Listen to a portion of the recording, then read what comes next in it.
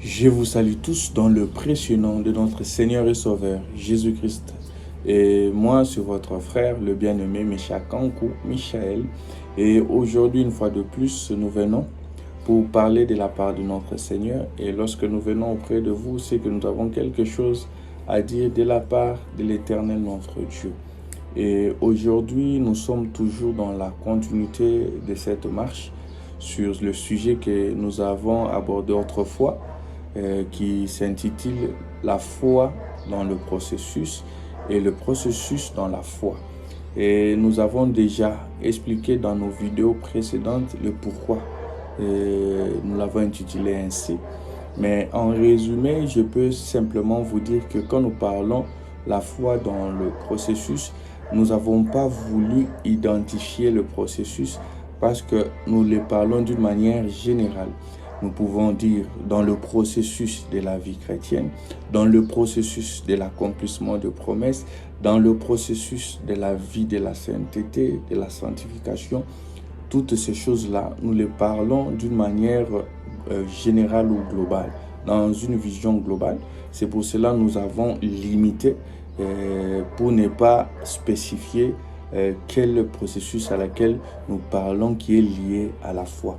Et c'est que nous pouvons dire que si vous voulez encore bien saisir le pourquoi, je vous renvoie à notre chaîne YouTube ou bien notre page Facebook, La Vérité du Cœur TV. Vous allez voir dans nos deux premières vidéos, nous avons essayé de parler le pourquoi, pourquoi nous l'avons intitulé ainsi. Sans plus tarder, aujourd'hui c'est notre troisième vidéo par rapport à ce même sujet. Et je vous invite premièrement à entrer en prière pour demander la grâce de Dieu par rapport à ce message. À vous aussi qui l'écoutez, que cela ne soit point vain. Parce qu'il faut savoir que dans cette vie chrétienne, il y a aussi deux enseignements qui ne sont pas du tout mauvais pour toi, mais simplement son importance, ton entendement. Le diable l'a combattu lorsque tu écoutais la prédication, lorsque tu écoutais l'exhortation, l'enseignement, et ton entendement, tellement qu'il est biaisé, le diable en profite pour ôter ce message en toi. Nous allons dire à notre Dieu que ce message soit la réponse et apporte les solutions multiples dans la vie de son peuple, car Dieu fait toutes choses pour un but. Prions au nom de Jésus-Christ. Éternel notre Dieu, nous recommandons ce moment entre tes saintes belles mains.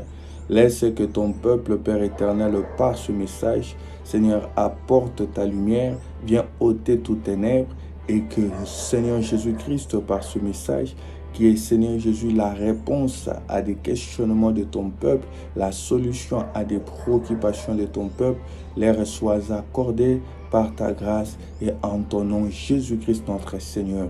Nous nous lèvons en opposition, Seigneur, contre toute force, Père éternel, du ténèbre qui s'élèvera pour y combattre l'entendement, Seigneur, de ce message au milieu de ton peuple. Laisse que ta grâce soit, Seigneur, favorable à tout un chacun et donne une langue, Seigneur, aiguisée, afin que nous puissions parler, Seigneur, en toute liberté pour ta gloire, dans le nom de Jésus-Christ, notre Seigneur et Sauveur. Amen. Oui, comme nous l'avons dit tantôt au début ici, que nous parlerons sur la foi dans le processus et le processus dans la foi. Nous avons pu faire la lecture autrefois dans le livre de 2 Pierre.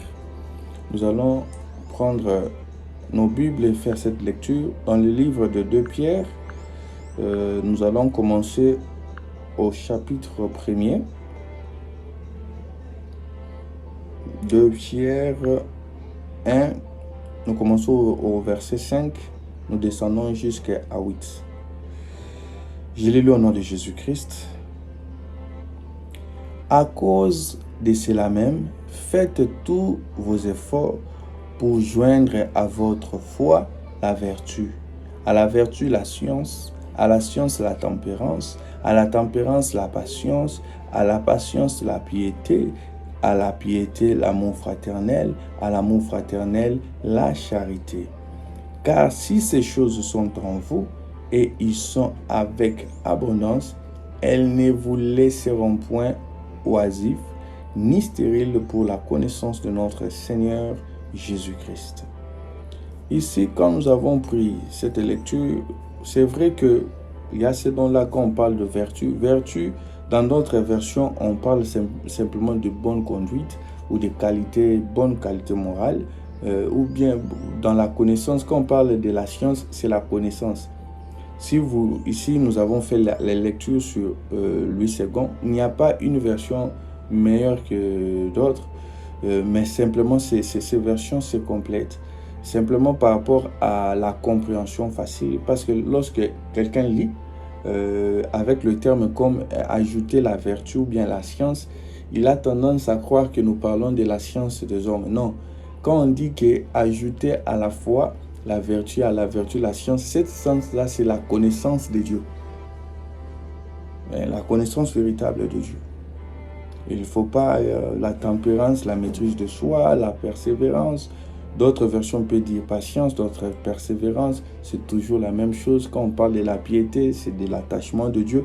Nous cherchons simplement à donner des termes qui seront faciles à votre compréhension. Il n'y a pas aussi du mal, lorsque vous faites une lecture, à avoir plusieurs versions. Il n'y a pas du mal à ça pour saisir réellement la pensée que peut-être ici à Louis II, il a parlé, mais d'une manière avec un langage trop fort. Français courant peut dire autrement, mais qui complète.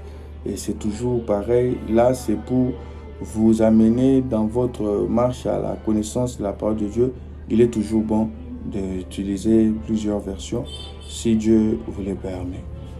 Mais ici, ce que nous voulons soulever, c'est ceci.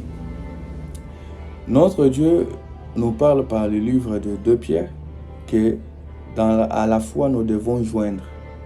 Nous devons lier à la foi la vertu, la connaissance, la piété, toutes ces choses-là. La charité, l'amour fraternel. Mais il faut d'abord avant que ces choses soient jointes dans ta vie, il faut en premier lieu que tu aies la foi. Nous ne pouvons pas parler que tu as l'amour fraternel. En toi, nous trouvons la piété. En toi, nous trouvons la persévérance, la patience. Mais nous ne trouvons pas la foi. Non. La foi est comme cette base-là qui fait en sorte que ces éléments puissent demeurer et marcher ensemble. Parce qu'on ne peut pas dire qu'on a l'amour fraternel par rapport à la pensée propre des hommes. Notre amour fraternel doit correspondre à la foi de Christ. Et c'est pour cela d'ailleurs que nous voulons d'abord soulever la foi dans le processus de cette vie en Christ.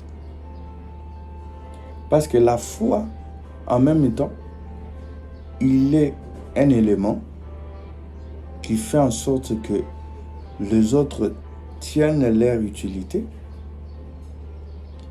mais en même temps, il est aussi un élément parmi. Parce que nous ne pouvons pas aussi dire que tu as la foi sans la bonne conduite, sans la vertu, sans la connaissance. Parce que la foi vient de ce qu'on entend, et ce qu'on entend vient de la parole de Christ. En fait, elle est liée. Si je peux donner un exemple naturel de notre vie quotidienne, pour faire en sorte que nous puissions saisir la pensée, la foi est comme le carburant pour un véhicule. C'est-à-dire, tu peux beau avoir un véhicule, mais s'il n'y a pas un carburant, tu n'auras pas une marche. Tu ne peux pas marcher ensemble avec Dieu sans la foi. on ne peut pas même parler de l'amour qui est Dieu en toi sans la foi. Parce que même la parole de Dieu nous dit dans Hébreux 11, le verset 6, que sans la foi, c'est impossible que nous soyons pour notre Dieu agréable. C'est-à-dire que la foi est un carburant. Je donne une image pour le véhicule. C'est-à-dire c'est par le carburant que l'utilité même du véhicule prend sens. Et tu peux beau avoir de bons freins, de bons accélérateurs, une bonne boîte de vitesse, mais sans le carburant, toutes ces choses seront statiques. Mais pour marcher ensemble avec Dieu jusqu'à l'accomplissement, jusqu'à l'endroit où Dieu nous attend à l'éternité, notre carburant est la foi. C'est pour cela d'ailleurs la Bible dit que mon juste vivra par la foi. C'est-à-dire quand on dit que le juste, ce qui lui fait vivre, c'est la foi. Ça veut dire que sans la foi, il n'a pas de souffle. Sans la foi, le juste est mort spirituellement. Même notre Dieu, pour arriver à la vertu à laquelle nous devons joindre à notre foi, pour arriver, en d'autres termes, à la bonne conduite, à une bonne qualité morale, il faut avoir foi. Il faut d'abord croire à ce que Dieu dit. Comment peux-tu ne pas mentir si cela ne vient point de Dieu? Comment peux-tu faire la prière si tu ne crois pas à la prière? Il faut qu'il y ait d'abord la foi afin que la bonne conduite ait son sens en Christ. Et c'est pour cela que nous voulons parler de la foi. Et si Dieu le veut et le permet, il y aura une vidéo à laquelle nous parlerons de ces 7 points qui est la vertu, la science, la tempérance, la patience, la piété, l'amour fraternel et la charité. Mais parlons d'abord de la foi, car c'est en ayant la foi que tu peux maintenant joindre ces éléments. L'autre fois, la fois dernière, nous avons parlé de l'histoire de l'appel d'Abraham. Là, nous sommes dans Genèse 12. La parole de Dieu nous dit ceci. Je suis dans Genèse 12. Je l'ai lu au nom de Jésus-Christ. Je commence au premier verset. L'Éternel dit à Abraham, va-t'en de ton pays, de ta patrie et de la maison de ton père, dans le pays que je te montrerai. Ici, vous voyez que avant que Abraham marche avec l'Éternel, comme nous l'avons dit la fois dernière, Dieu l'a appelé à l'abandon. Et l'abandon, c'était de la première vie qui est manifestée par son pays, sa patrie et la maison de son père.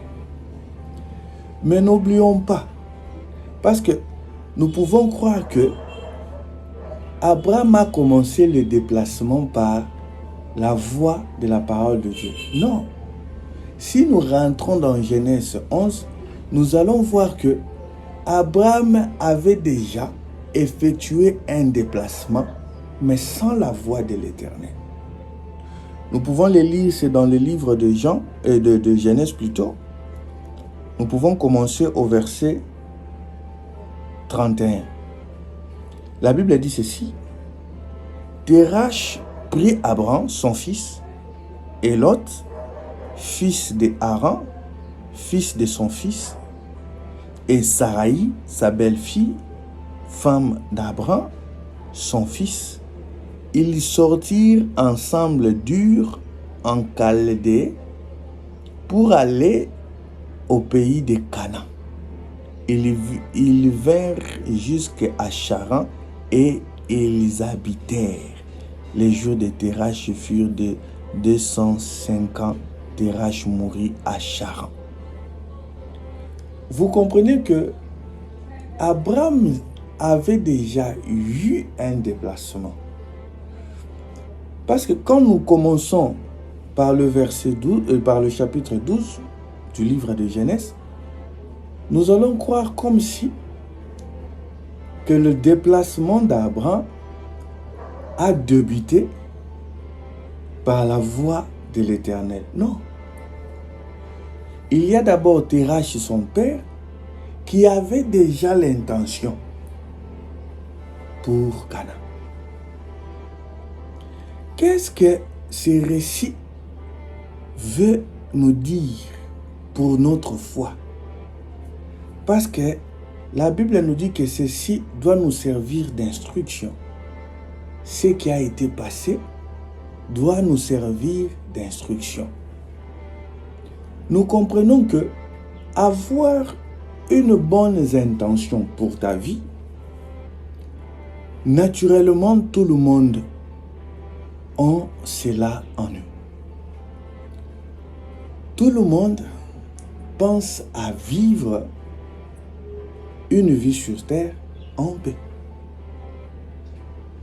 Tout le monde recherche le bonheur. Tout le monde veut réellement être à l'aise financièrement. Tout le monde dans la vie recherche à se marier, à fonder une famille, à avoir ses enfants, à être épanoui financièrement. Ce sont des pensées naturellement dans l'homme. Et Térach aussi avait de bonnes intentions en ce qui concerne sa famille.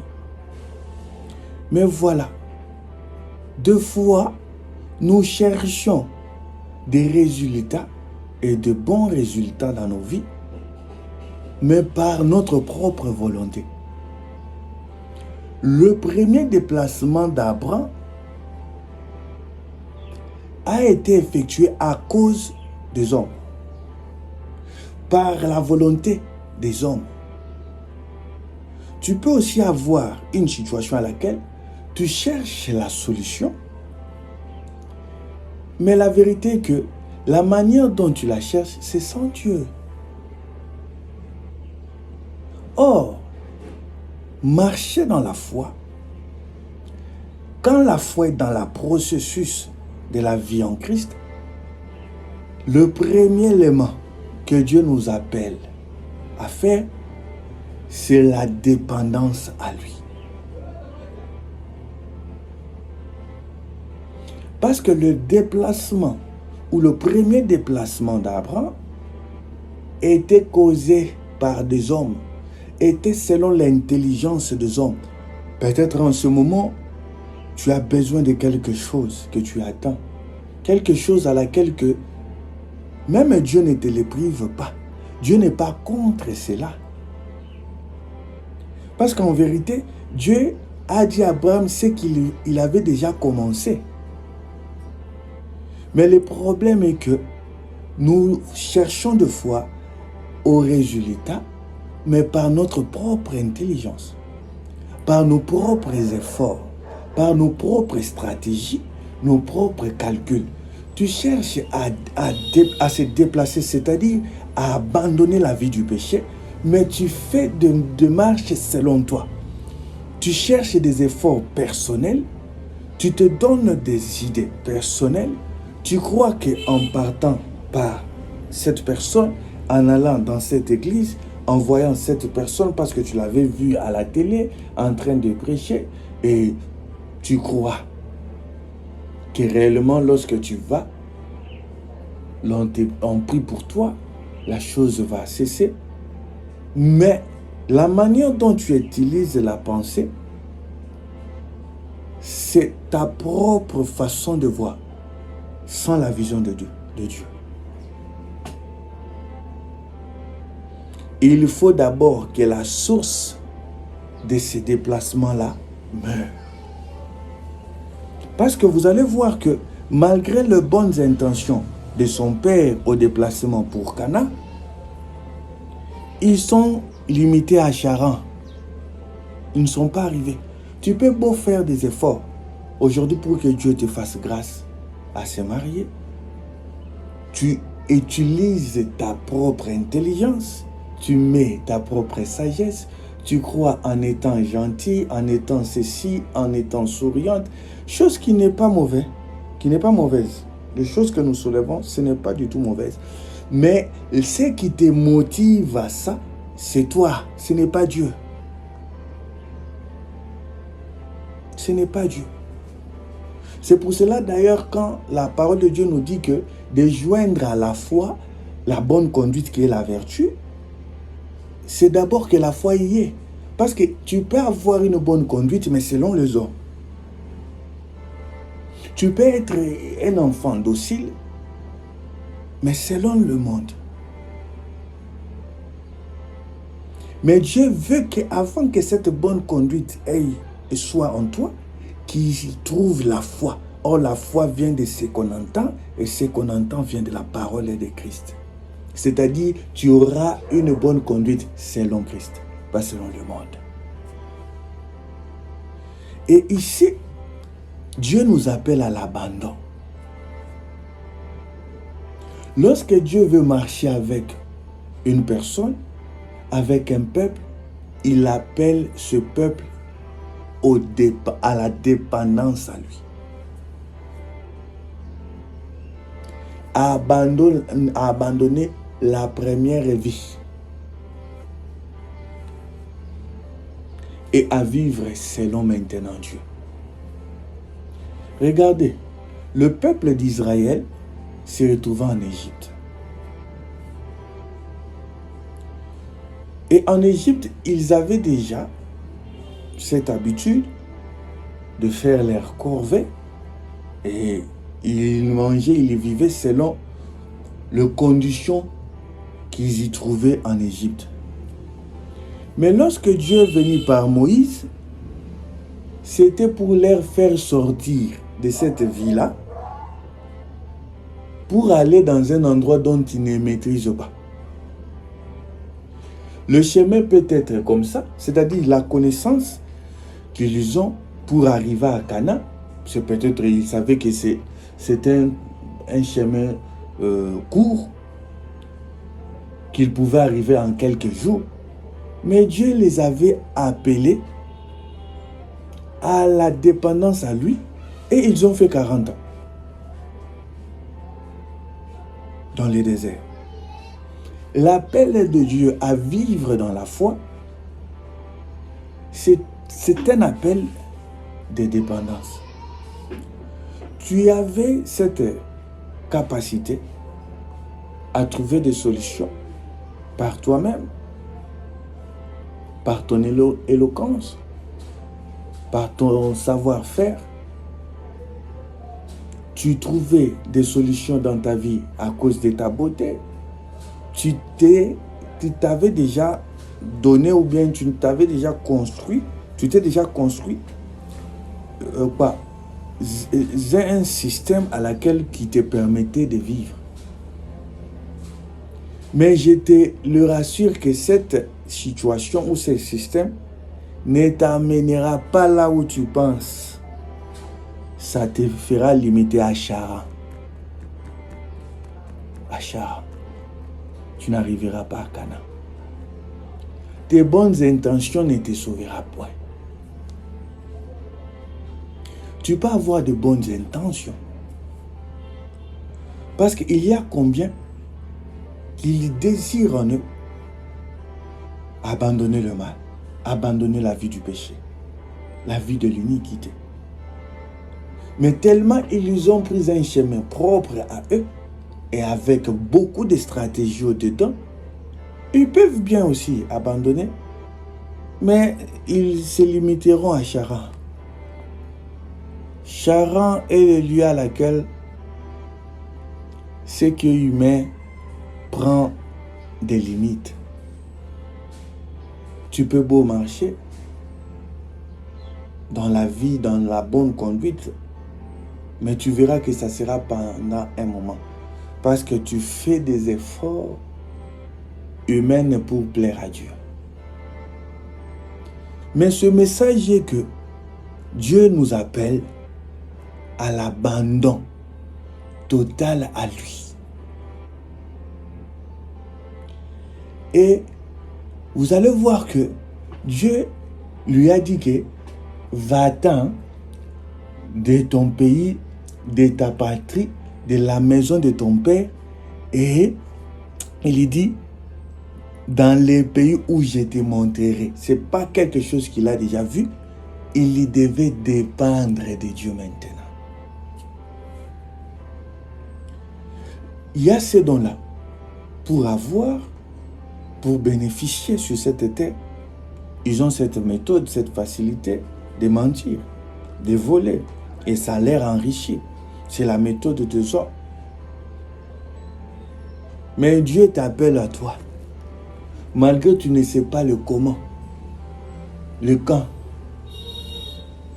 Cela arrivera. Mais Dieu t'appelle seulement à faire confiance à lui, à dépendre totalement à lui et à abandonner. Abandonner quoi? Ta première vie. Il faut qu'il y ait un décès. Le décès, c'est le décès de la première vie, qui est l'image de Terach. Lorsqu'il y a un décès de la première vie, c'est lorsque tu entendras la voix de l'Éternel. Lorsque tu n'es pas encore fatigué, c'est pour cela d'ailleurs l'appel de Jésus-Christ dit que venez à moi, vous tous qui êtes fatigués et chargés. Lorsque tu n'es pas encore fatigué de la vie de péché, lorsque tu n'es pas encore fatigué de la manière dont tu vis, tu ne peux pas venir à l'appel de Christ à la foi. Tu ne peux pas. L'appel est pour ceux qui sont fatigués. Ils ont essayé de leur manière pour avoir le mariage, pour avoir le travail, pour avoir les enfants. Ils ont utilisé les méthodes, ils ont utilisé. Mais lorsqu'ils sont fatigués, voilà l'appel de Dieu. L'appel de Dieu est là. Pour ceux qui sont fatigués, pour ceux qui rendent qu'ils ne pourront point d'eux-mêmes. Ils sentent que la situation leur pèse. C'est à vous que Dieu appelle. Maintenant, à abandonner votre première vie. À perdre cela. Car notre Seigneur nous dit que à celui qui perdra sa vie, il la retrouvera. À celui qui la conserve, c'est celui-là qui la perdra. Tellement tu vois déjà que cette première vie, tu t'es habitué à ça. Il y a eu une affection à cela. Ça t'a stabilisé ou équilibré la vie. Et tu crois que tout est bon. Mais laisse-moi te dire, tu te limiteras à Charan. Tu seras devant une situation que tu verras que ce soit ton argent, que ce soit ta beauté, que ce soit ton intelligence, ne t'aidera pas. Tu te sentiras limité. Et c'est à cela, lorsque tu abandonneras le tout, sans regarder les avantages que la première vie t'avait fournis, et à dépendre maintenant à Christ, à lui faire confiance, car il ne t'amènera pas à un endroit mauvais. Il ne t'amènera pas pour te nuire. Notre Dieu a toujours un projet de bonheur et de paix pour son peuple. Quant à toi, d'abandonner, de dépendre, de lui faire confiance. Et Dieu te montrera. Dieu te montrera. Parce que vous allez voir, quand Dieu appelle Abraham à quitter son pays, qui est représenté, tout est représenté par la terre. Parce que si nous prenons le pays, la patrie, la maison du Père, tout est lié à la terre. Tout représente ce qui est terrestre.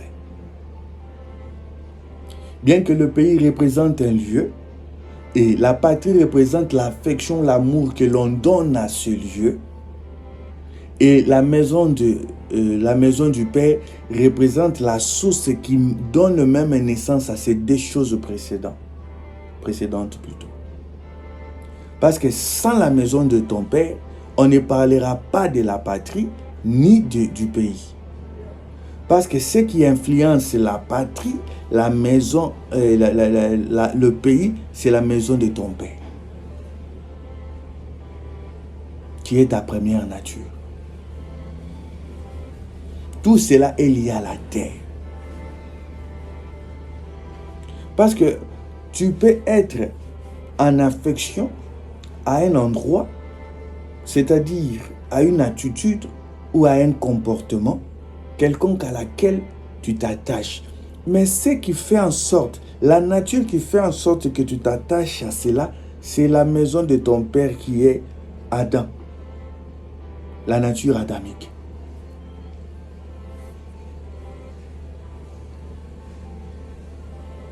Et Dieu nous appelle à quitter. Parce que la nature adamique peut aussi te faire déplacer. Tu peux aussi être intelligent, par ton intelligence trouver le travail. Ce n'est pas quelque chose de mauvais. Mais tu l'as obtenu d'une manière naturelle, d'une manière à la nature adamique du premier Adam. Mais Dieu nous fait comprendre que cette nature est limitée. Tu peux beau avoir même la pensée de l'éternité. Il y a ces dons-là qui travaillent par la science humaine, croyant chercher comment que l'homme soit aussi éternel, comment faire vivre l'homme éternellement. Il multiplie des stratégies, des scientifiques de ce monde, il les multiplie. Mais laisse-moi te dire, ils se limiteront à Charan. Ce n'est pas pour avoir cette... La pensée n'est pas mauvaise, vivre éternellement, l'éternité. Mais le problème est que vous le faisiez comment? Vous cherchez à parvenir à cela comment? Comment tu cherches à trouver le travail? Comment tu cherches à trouver le mariage? Un foyer, les enfants? Chose que Dieu veut pour toi. Mais le comment? Tu cherches à ces résultats. Dieu t'appelle à l'abandon. Laisse d'abord tout ce que tu fais. Laisse. Même si les gens disent, mais si tu laisses maintenant, quel sera? D'ailleurs, Dieu attend que cette première toi-là, ta manière de penser là, meure. C'est ça l'image de Terach. Il doit mourir. La première vie doit mourir. Ce qui cause l'influence. Parce que vous allez voir dans la marche d'Abraham, il avait abandonné le pays. La patrie aussi, petit à petit, mais ce qui lui reliait, ou ce qui était difficile à l'abandon, c'était la maison de son père. Parce que vous allez remarquer que malgré le décès de son père, lorsque Abraham a quitté, quand Dieu lui a parlé, il avait pris toujours un élément de la maison de son père, qui était Lot. La nature adamique est attachée à nous. C'est pour cela d'ailleurs notre Dieu nous dit dans Osée, il est dit aussi dans le Nouveau Testament, si je ne me trompe pas, dans le livre de Matthieu, nous allons les chercher, que les gens auront pour ennemis les gens de sa propre maison. Et la première maison que nous avons, c'est notre propre corps. C'est cette nature adamique qui vient avec la haine, la jalousie mal placée, qui vient avec l'orgueil. Ce sont nos premiers ennemis. Ce sont nos premiers ennemis.